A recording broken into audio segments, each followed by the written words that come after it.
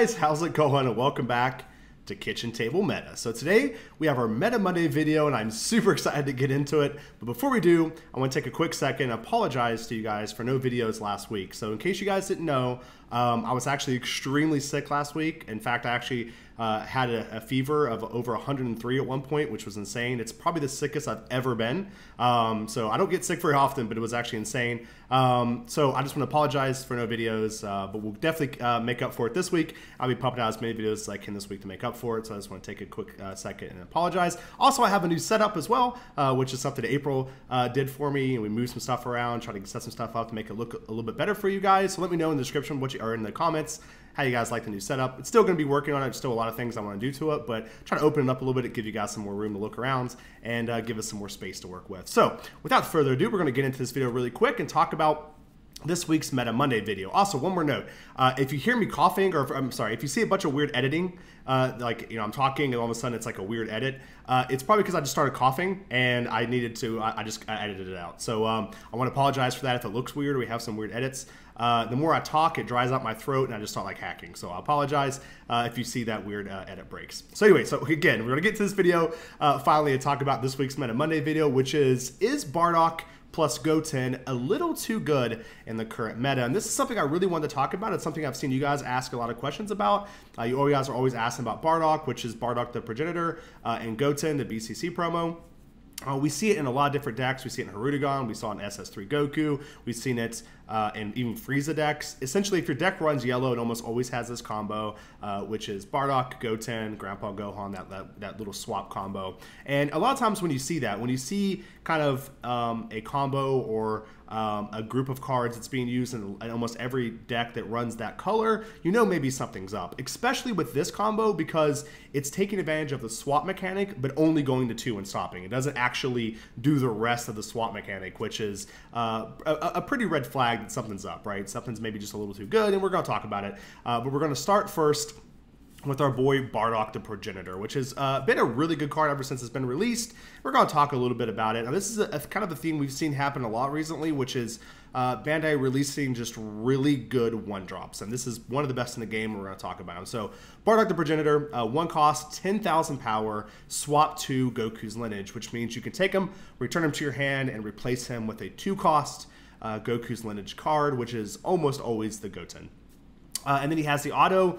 When you play this card, choose 1 card in your life and add it to your hand.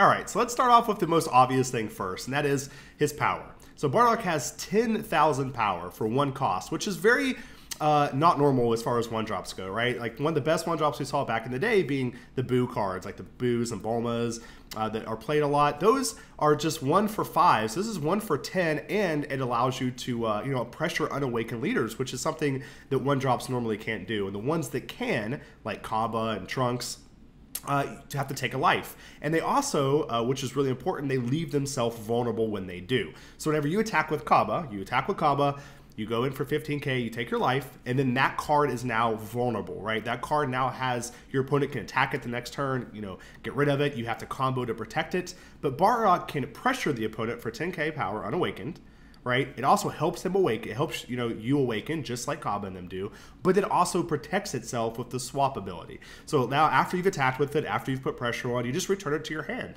And now you have it back in your hand. Now I would say cool, but the thing about this card is you can even return it to your hand without anything to play back out. You don't have to have a 2-cost Goku's lineage card in your hand to play it back out. You can literally just play it back out. Now you can just, pay 1, attack with it, return it to your hand, play it out again, and attack with it again, which is something that's kind of weird in the rules, but we'll get to that in a second.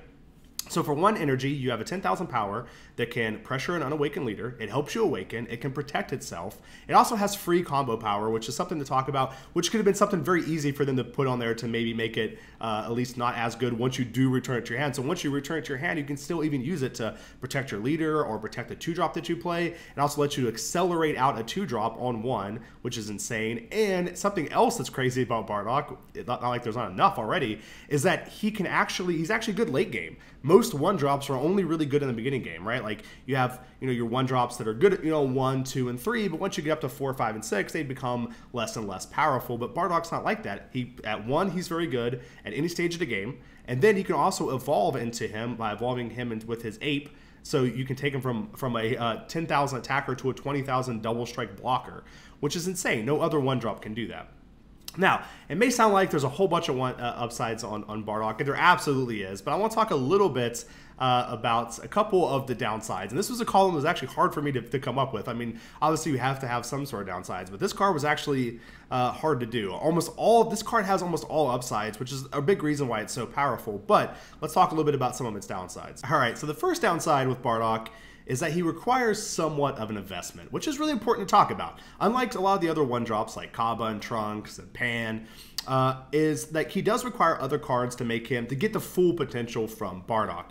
Now, you can still just play him by himself if you want, and he'll still be a good 1-drop, but what makes him really awesome is the inclusion with Goten, and then you also put Grandpa Gohan in there to give the ability to, use him, use that combo without him. And so it does require, a good, 8 to 12 cards of an investment, which is something important to talk about. He's not just going to be the best by himself, but he is still going to be very good. Something else that, is somewhat of an investment too is the fact that he does, like, taking a life with his ability is more and more risky the later the game goes. That is something important to talk about, because unlike a lot of the other cards, like, again, Kaba, Pan, Trunks, Gohan, you can choose not to take a life with them. You can choose to, if you need to, if your opponent's at 1 life and you're really down to the last card, you can play Kaba out, you can attack, you can choose not to use his ability, and you can just combo on top of him and deal that last point of damage.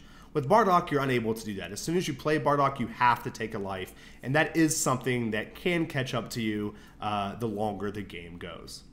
All right, so now let's talk a little bit about how did this card get this way. And one thing that you will hear me talk a lot about when I'm evaluating cards and stuff, and you'll hear me say a lot of times, I feel like this card may be a little overcosted, is what I'll say a lot. And what I mean by that is that in game design, a good way to balance your cards and a good way to design cards is you'll take a card, a blank card, and you'll assign different point values for different things. So let's say, for example, every 5,000 power is 1 point and double strike is 5 points. And then what you want to do is you'll want to go, okay, we want all of our 1-cost cards to cost 10 points, for example.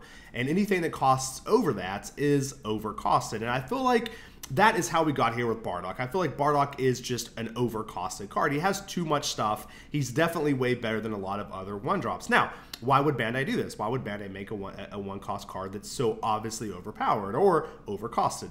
Now, my theory about this is a lot of times whenever game designers do this, and this is a very common thing, is they do this to push a mechanic. They do this to get you to play something, right? They think that this is this new sparkly thing we want you to play. We want to, divert your attention to this. Take a look at it. And that is swap, right? That was the mechanic that came out, and I think that's why this card is overcosted, was because they really wanted to push the swap mechanic on us. And, the Bardock is an insane swap card, but what happened was I wouldn't say it's only good, but it's been used with a card that doesn't swap at all. So the Goten doesn't have swap. And so what happens is we just use the best 1-drop swap card to swap into the best 2-drop, and that's it. We don't do any more of the swap stuff, right? We don't invest anymore into the swap shenanigans. So the overcosted swap card, the starter card, the card that was supposed to get us excited about swap, is just used to play the best 2-drop, and that's it. So that's how we got here. That's why I think Bardock is a little too overcosted. I think that was Bandai's theory when they designed this card. All right, so how do we fix it?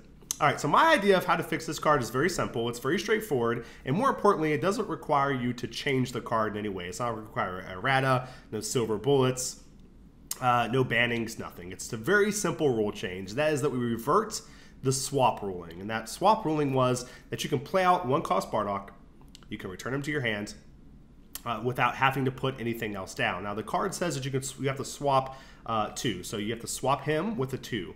So you have to, with Goten or any other 2-drop, go to Goku's lineage. And so I think the best way to fix this would be to just make it so you have to do that, right? So if you start the game with not a 2-drop in hand, then you can play Bardock out, you can attack him, you can do everything you want to with him, you just can't swap him back to your hand. And what this would do, this would both delay Bardock, so players wouldn't play him unless they had a 2-drop, or if they decided to, so if they play 1-drop Bardock out in order to awaken or get a life to try to dig for a Goten or something, it leaves him vulnerable, right? He's not just free, like Kaba and like all the other 1-drops, right?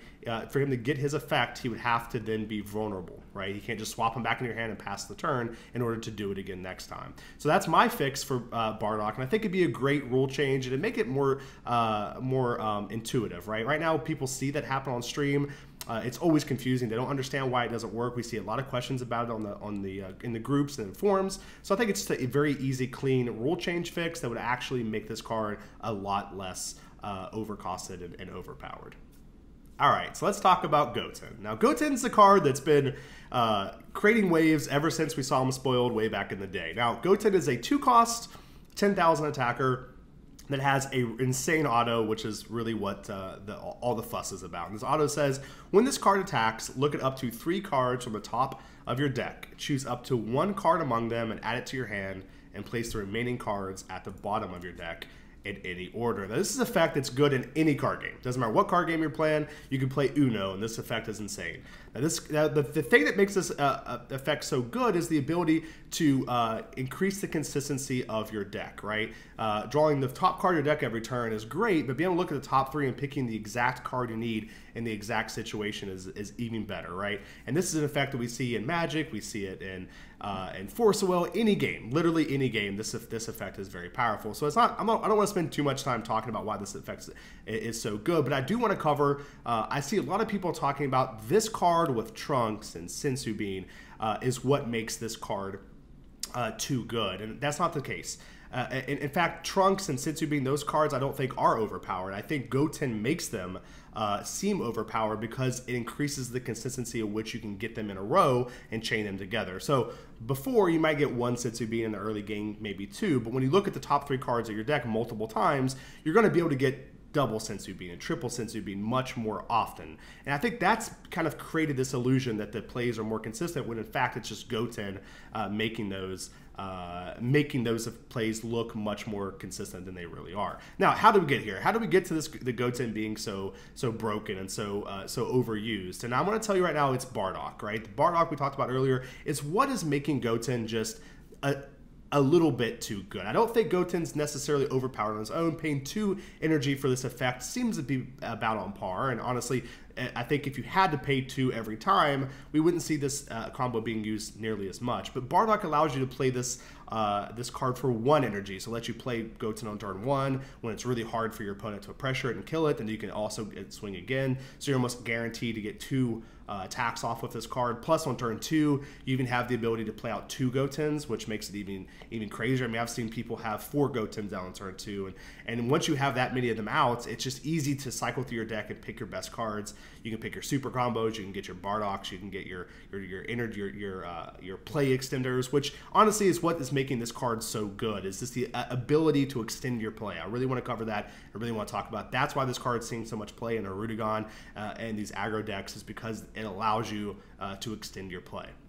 All right, so how do we fix it? How do we fix Goten? And I'm going to tell you right now, we can do it without changing too much of the card. It's going to take a errata, which is something I don't like, but we are errataing just a little part of the card. We're not changing its effect, not changing its power, anything like that. Costs nothing. All we're doing is we're going to take away the Goku lineage trait from Goten. And what this will do is it'll make it so you can't swap into Goten from Bardock or Grandpa Gohan, which means to play this card out, you're going to have to pay its full cost. You're going to have to pay 2 energy on turn 2 in order to play this card out, which will mean to extend your play with this card, you'll need to have the Trunks energy ready combo card when you play this card on 2. So you have to play this out on 2, attack with it, then use Trunks, and then you maybe use the top 3 to find a Senzu Bean to extend your play that way. And then if you do extend your play, you can only play another Goten out, right? And it would tap you out again, and then you have to have another Trunks and the whole combo again. So it's going to make it a lot less inconsistent, and B, it's going to really make this card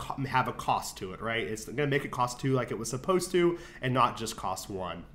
Also, it's going to make it so Bardock is needed to be used with swap cards, right? It's going to put Bardock back where I think he was supposed to be, like we talked about in the beginning of the video, where he was supposed to be that swap card. He's supposed to be that card where you saw it and it made you excited to play swap, not just use it to play the best 2-drop in the game. I think that's going to help fix that as well. So we just errata away Goku's lineage from Goten and make it so you have to play him for 2 like you're supposed to. All right, guys, so that's my video about why I think Bardock and Goten are maybe just a little overcosted and just a little too good. I hope you guys enjoyed this episode of Meta Monday. Now tomorrow we'll be back with a Top 5 Tuesday video. In that video, we're going to talk about the top 5 World Martial Arts Tournament cards. We've seen a lot of them in action. I think we're at a spot now where we can really talk about what cards we think are the best, and I'm really excited to get into the top 5 World Tournament cards, not counting leaders, just the top 5 cards. Guys, thank you so much for the love and support. As so many of you messaged me and told me to get well soon, and that really means a lot to me. And again, I'm sorry for the weird edit breaks and stuff. I've been hacking this entire video, so I apologize. But hopefully I'll be back to 100% here long. Oh, also don't forget that me and April will be doing our box opening video on Friday, so definitely come check that out on the Twitch channel. So that's twitch.tv/KitchenTableMeta. If you want to watch us open up World Martial Arts Tournament booster box from PPG, please come check us out. Guys, we love you. Thank you so much for all the support, and we'll see you next time.